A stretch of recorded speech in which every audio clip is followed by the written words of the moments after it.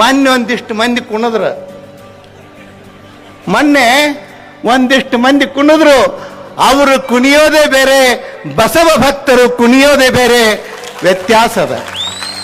ವ್ಯತ್ಯಾಸದ ಅರ್ಥ ಮಾಡ್ಕೊಳ್ಬೇಕು ಏನ್ರಿ.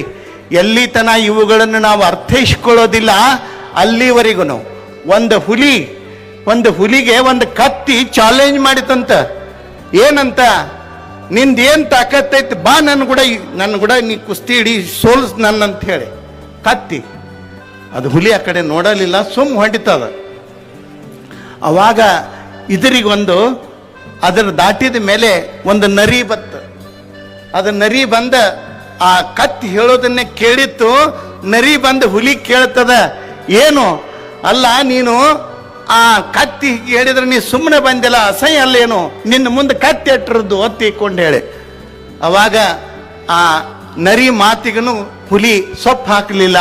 ಹಂಗ ಮುಂದೆ ಬಂದ ಮೇಲೆ ದೊಡ್ಡ ಆನೆ ಮದಗಜ ಇದರಿಗೆ ಬತ್ತು. ಅದ್ರ ಮುಂದೆ ನರಿ ಹೇಳ್ತಿ ಹಿಂಗಾಗ್ಯದ ಅಂತ ಹೇಳಿ. ಅವಾಗ ಆನೆ ಕೇಳ್ತದ, ಕಾಡಿನ ರಾಜ ನೀ ಯಾಕ ಕತ್ತಿ ಕೂಡ ಅನಿಸ್ಕೊಂಡು ಬಂದಿ, ತಪ್ಪಲ್ಲೇನಿದು ಅಂತಂದಾಗ ಯಾರಿಗೂ ಉತ್ತರ ಕೊಡ್ಲಾರ್ದ ಹುಲಿ ಆನೆಗೆ ಉತ್ತರ ಕೊಡ್ತದ. ಅದು ಹೋಗಿ ಕತ್ತಿ. ಅದ್ರ ಕೂಡ ನಾನಿತ್ನಿ ಅಂತಂದ್ರ ನಾನು ಹುಲಿ, ಕಾಡಿನ ರಾಜ. ಏನಪ್ಪ ಕಾಡಿನ ರಾಜ ಕತ್ತಿ ಕೂಡ ಗುದ್ದಾಡಕತ್ತಲ್ಲ ಅಂತ ಹೇಳಿ ಮಂದೆಲ್ಲ ಆತಾರ. ಅದಕ್ಕೆ ಆ ಕತ್ತಿ ಕೂಡ ನಾನು ಗುದ್ದಾಡಿ ಇಡೀ ಹುಲಿ ಕುಲಕ್ಕನ ಅಗೌರವ ಮಾಡೋ ಬದ್ಲಿ ಅದನ್ನ ಅಲಕ್ಷ್ಯ ಮಾಡಿ ದೊಡ್ಡ ಹೆಜ್ಜೆ ಇಟ್ಕೊಂಡು ನಾ ಅಡ್ಡಾಡಕತ್ತೀನಿ ಅಂತ ಹೇಳ್ತತ್. ಗೊತ್ತಾತನ್ರಿ ನಾ ಹೇಳಿದ್ದು? ಮುಂದೆ ನಾ ಏನು ಹೇಳೋದೈತಿ? ನಾಯಿ ಬಗಳತೈತಿ ಅಂತ ಹೇಳಿ ನಾವು ಹೊಳ್ಳೆ ಬಗಳಿದೀವಂದ್ರೆ ನಾವು ಏನಾಗ್ತೀವಿ? ಆದ್ರೆ ಒಂದು ಬಹಳ ನೋವಿನ ಸಂಗತಿ ಏನು, ನಾವು ನೀವೆಲ್ಲ ನೆನಪಲ್ಲಿ ಎಚ್ಚರಿಕೆ ಇಟ್ಕೊಳ್ಬೇಕಾದಂಥ ಒಂದು ಮಾತು ಹೇಳೋಕೆ ಇಷ್ಟಪಡ್ತೀನಿ ನಾನು. ಏನಂತಂದ್ರೆ, ನಾವು ಮನೆಯೊಳಗೆ ಒಂದು ನಾಯಿ ಸಾಕಿರ್ತೀವಿ. ನಾಯಿ ಸಾಕಿ ಬೆಳೆದ ದೊಡ್ಡದಾಗಿ ನಮ್ಮ ಜೊತೆಗಿರ್ತಕ್ಕಂಥ ನಾಯಿ ಎಂದು ನಮ್ಮನ್ನು ನೋಡಿ ಗುರ್ರನ್ನ ಕತ್ತತಿ. ಅವತ್ತು ನೀವು ತಿಳ್ಕೋಬೇಕು, ಯಾರೋ ಇವಕ್ಕೆ ಬಿಸ್ಕಿಟ್ ಹಾಕಾಕತ್ತಾರ, ನಾಯಿಗೆ ಬಿಸ್ಕಿಟ್ ಹಾಕಾಕತ್ತಾರ. ಮೊದಲು ನಮ್ಮ ರೊಟ್ಟಿ ತಿಂದು ಸುಮ್ಮಿದ್ದ ನಾಯಿ ನಮ್ಮ ಮನೆಯಾನ ನಾಯಿ, ನಮ್ಮ ಮನೆಯಾಗಿನ ನಾಯಿ, ನಮ್ಮ ರೊಟ್ಟಿ ತಿಂದು ಬೆಳೆದ ನಾಯಿ ನಮಗ ಗುರ್ರತತಿ ಅಂದ್ರೆ ಯಾರೋ ಬಿಸ್ಕಿಟ್ ಹಾಕಾಕತ್ತಾರ. ಹೌದಿಲ್ರಿ? ಆದ್ರೆ ಒಂದು ತಿಳ್ಕೋಬೇಕು, ನಮ್ಮ ನಾಯಿ ನಮ್ಗ ಬೊಗಳಾಕೈತು, ಗುರ್ರನ್ನಾಕೈತಂದ್ರ ಅದನ್ನು ನಾವು ಜಾಗೃತಿಯಿಂದ ಸರಿಪಡಿಸ್ಬೇಕು, ಇಲ್ಲ ಹೊರಗೆ ಹಾಕಬೇಕಾದಂಥ ಅನಿವಾರ್ಯತೆ ಆ ಮನೆಯ ಮಾಲೀಕರದು ಅಂತಕ್ಕಂಥ ಮಾತನ್ನ ಈ ಸಂದರ್ಭದೊಳಗೆ ಹೇಳೋಕೆ ಇಷ್ಟಪಡ್ತೇನೆ.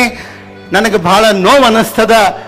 ಒಂದು ಮಾತು, ಶರಣರ ಬಗ್ಗೆ ಬಸವಣ್ಣ ಹಿಂದೂ, ಶರಣರು ಹಿಂದೂಗಳು ಈ ರೀತಿಯೊಳಗೆ ಪದ ಪ್ರಯೋಗ ಬರ್ತಿರೋದು ಬಹಳ ನೋವಿನ ಸಂಗತಿ.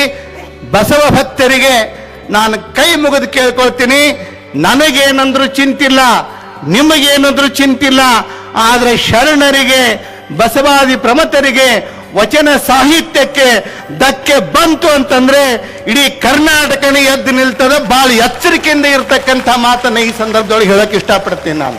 ಟಿಸಿ ಅವ ಟ್ರೈನ್ ಒಳಗೆ ಹತ್ತಿದ, ಟ್ರೈನ್ ಬಿಟ್ಟ ಮೇಲೆ ಎಲ್ಲರದು ಸೆಟ್ ಮಾಡ್ತಿದ್ದ. ಎಲ್ಲಿಗೆ ಹೋಗ್ಬೇಕು ಅಂತ, ಎಲ್ಲಿಗೆ ಹೊರಟಿದ್ದೀರಿ ಅಂತ ಕೇಳಲಿಲ್ಲ, ನಿಂದು ಎಲ್ಲಿಗೆ ಅಂತ ಕೇಳ್ತಿದ್ದ. ಅವಾಗ ಒಬ್ಬ ಹೇಳಿದ ಹುಬ್ಬಳ್ಳಿಯಿಂದ ಹೊರಟಿತ್ತು, ಒಬ್ಬ ಹೇಳಿದ ನಾನು ಹಾವೇರಿ ಅಂದವು.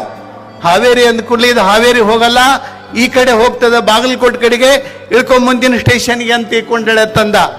ಆಮೇಲೆ ಮತ್ತೊಬ್ಬ ದಾವಣಗೆರೆ ಅಂತಂದ, ಇದು ದಾವಣಗೆರೆ ಹೋಗಲ್ಲ, ಈ ಕಡೆ ಹೋಗ್ತದ, ಆ ಕಡೆ ಇಳ್ಕೊ ಮುಂದಿನ ಸ್ಟೇಷನ್ಗೆ ಅಂತ ಹೇಳಿ. ಎಲ್ಲರಿಗೂ ಎಷ್ಟು ಮಂದಿ ಮಲ್ಕೊಂಡಿದ್ರು ಎಲ್ಲರನ್ನು ಎಬ್ಸಿ ಕೇಳಿ ಇದನ್ನ ಹೇಳಾಕತ್ತಾವ್, ಮುಂದಿನ ಸ್ಟೇಷನ್ಗೆ ಇಳ್ಕೊ. ಮ್ಯಾಲೊಬ್ಬ ನನ್ನಂತವ್ ಶಾನ್ಯ ಮಕ್ಕೊಂಡಿದ್ದ. ಅವನು ಕೇಳಿದ, ನೀ ಯಾವ ಟ್ರೈನಿಗೆ ಹತ್ತಬೇಕಾಗ್ಯದ? ಅವನು ಹೇಳಿದ, ನಾನು ಬಾಗಲಕೋಟೆಗೆ ಹೋಗೋ ಟ್ರೈನಿಗೆ. ಅವಾಗ ಅವನು ಹೇಳಿದ, ಇದು ಬೆಂಗಳೂರಿಗೆ ಹೋಗೋ ಟ್ರೈನು, ಆ ಕಡೆ ಸೊಲ್ಲಾಪುರಕ್ಕೆ ಹೋಗೋ ಟ್ರೈನ್ ಬೇರೆ ಅದ, ಮುಂದಿನ ಸ್ಟೇಷನ್ ಕೇಳ್ಕೊಂಡು ನೀನು ಆ ಕಡೆಗೆ ಹೋಗು ಅಂತಂದವ. ಈ ತಪ್ಪು ಹತ್ತಿದಂಥ ಟಿ ಸಿ ತಾನ ತಪ್ಪು ಹತ್ಯಾನ, ಎಲ್ಲರಿಗೂ ತಪ್ಪು ಹತ್ತಿ ಅಂತ ತಿಳ್ಕೊಂಡು ಹೇಳಾಕತ್ತೇನ. ಅದ್ರಾಗ ಒಬ್ಬ ಅಡಮುಟ್ಟಿದ್ದ, ಮುಂದಿನ ಸ್ಟೇಷನ್ಗೆ ಇಳಿತೀವೋ 4 ಕಟ್ಟದ ಇಳಿಸೋನು ಅಂತ ಕೇಳಿದವು. ಇಲ್ಲಿ ನಮ್ಮಲ್ಲಿ ಒಬ್ಬ ಟಿ ಸಿ ತಪ್ಪು ಹತ್ಯಾನ್ರಿ. ನಮ್ಮ ಟ್ರೈನ್ಯಾಗ ಒಬ್ಬ ಹತ್ಯಾನ್ರಿ. ಎಲ್ಲರಿಗೂ ಕೇಳಾಕತ್ತೇನ, ನೀ ಹಿಂದೂ ನೀ ಹಿಂದೂ ನೀ ಹಿಂದೂ ಅತ್ತ. ಅವ ತಪ್ಪು ಹತ್ತಿ ಎಲ್ಲರಿಗೂ ಹೇಳಾಕತ್ತ, ನೀವು ತಪ್ಪದಿರಿ ನೀವು ತಪ್ಪದಿರಿ ನೀವು ತಪ್ಪದಿರಿ ಅಂತ ಹೇಳಿ. ಅವನಾಗೆ ಹಿಡಿದ್ರೆ ಬಹಳ ಚಲೋ.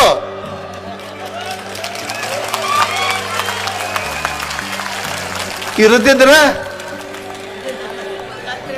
ನಮ್ಮ ನಾಡಿನ ಬಸವ ಭಕ್ತರು ಕೆಳಗೆ ಇಳಿಸ್ತಾರೆ ಅನ್ನುವಂಥದ್ರೊಳಗೆ 2 ಮಾತಿಲ್ಲ ಅನ್ನೋ ಸಂದರ್ಭವನ್ನ ಈ ಪ್ರಸಂಗದೊಳಗೆ ಹೇಳೋಕೆ ಇಷ್ಟಪಡ್ತೀನಿ.